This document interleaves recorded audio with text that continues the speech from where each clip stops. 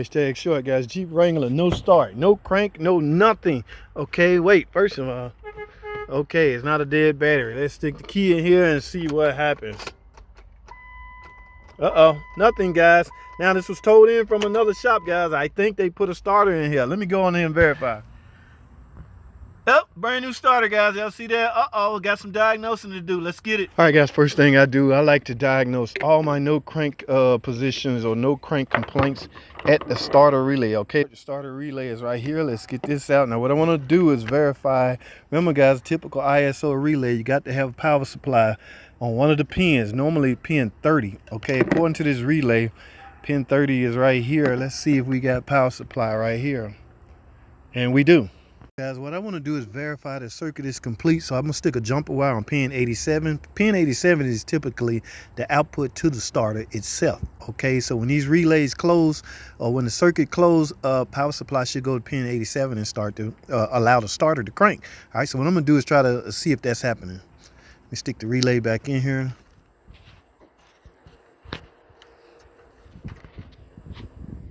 Guys, I'm a one-man operation, so I have my test light right there. What I'm gonna do, turn the key to crank and see if this test light. Let's see. Here we go. Y'all see that? When I turn the key to crank, the test light. That means the starter circuit is complete, guys. So we gotta open from the starter relay to the actual starter, I wanna say. Let's go check something. All right, guys, I just verified that the starter circuit is in fact complete. Okay, this relay is doing what it's supposed to do. I have my grounds at the relay and I have my power supply at the relay and I have my input, my crank input, and the test light is lighting, signaling 12 volts is supposed to be going to pin 87, which goes to the starter. Guys, I have to tip them partially disassembled because what I'm trying to find, this is the gray and yellow wire that goes directly to the starter. What I want to do is disconnect this. I want to send 12 volts straight to that wire and see if my starter activates. All right, guys, so I have the starter relay completely out of the loop. I am now on the wire that goes directly to the starter, and I have a jumper wire in that cavity. So what I'm gonna do is take this and go straight 12 volts.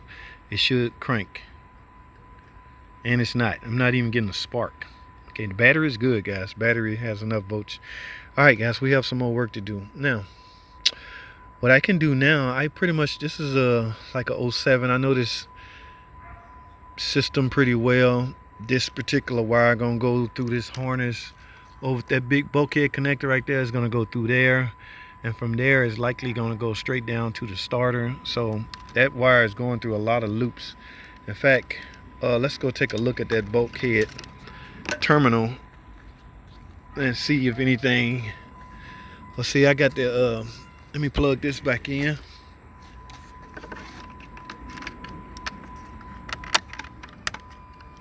That bell will stop one out. I should have had the ignition switch off. So what we're gonna do here is we're gonna take out, yes, same color wire, guys. Here's the one on the back end, and here's the one right here. So this end likely coming from the tip-em. No, this end likely coming from the tip-em, and this is likely going to the starter. In fact, let's just disconnect this.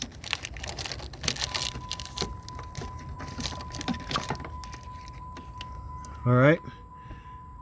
Now what I can do is send 12 volts from here directly to the starter and see what happened. Okay, a lot of times, let's see something. It's going back here. Uh-oh, what do I have? Uh-oh, hold on, guys. Hold on. Might be on to something. Uh-oh.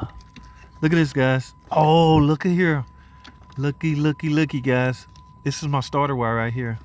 So something is spliced. Where the hell is this going? They got a kill switch on this car. Look, guys. It's making sense. This is my yellow and gray wire. How much I would need to remove this tape, but how much you want to bet? Yeah, it is. It is crimped into this purple wire because they disconnect the yellow wire right here. In other words, they spliced in series. They spliced into it, guys. So now let me find out what the hell this is. It's going under here. Let's take a look. Uh-oh. We may be on to something. Shut up, Bill. I'm closing in on this problem. What do we have? Some type of kill switch or what? Where's that bulkhead that I just, or where's that wiring that we just seen?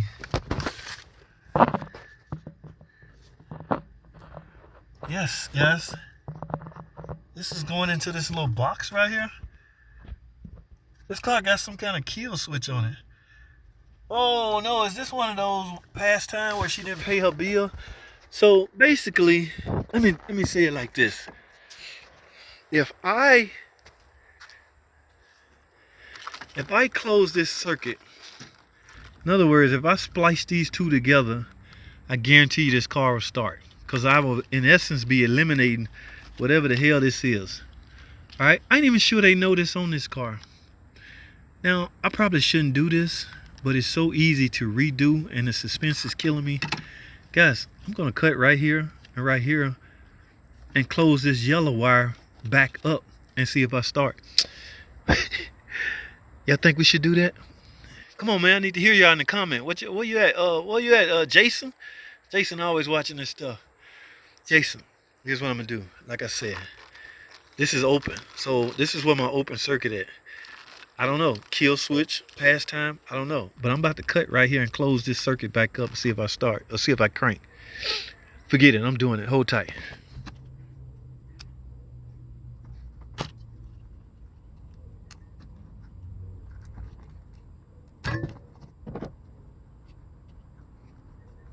Alright guys, y'all see what I just did? I just basically closed this circuit back up. Alright, I don't know what this is. They have jumpers, some kind of kill switch, but I don't care.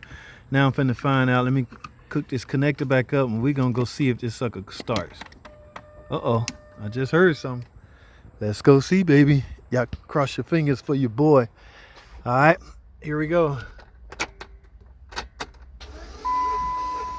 Oh, we got crank. Uh-oh, we're not starting, but we got crank. Yes! Alright guys, so somebody has spliced into the system. Now why ain't it cranking? That's a different problem. Holy crap.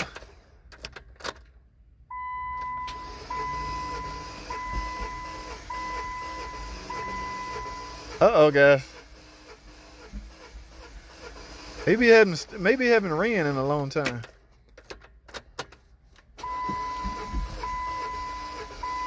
Yeah, it feels like those, yeah, we're gonna get it. But see, I'm afraid I'm gonna run the battery down before I do that. Guys, we got two separate problems. I just found out why it won't crank, why it won't start. So basically, in essence, the other shop put a starter on it for nothing. Guys, be careful doing that, okay? Just because you don't hear nothing from the starter doesn't mean the starter is not being fed its 12-volt supply that it needs to run. All right? Now, I'm going to end this video right here because I'm going to go talk to somebody and tell them where I'm at so far. Look, we got 160,000 miles on here, and we're going to find out why it won't start or why it won't run. Now I can crank. This is different. Before I had a no crank situation. Now, guys, I have a no start. Those are two separate things. If you're spinning over, you're cranking, okay? If you turn the key at nothing, that is a no crank. All right, so I'm gonna end this video, man. I'll find out how much damage was done or how much damage I did. What I did is easily reversible, okay?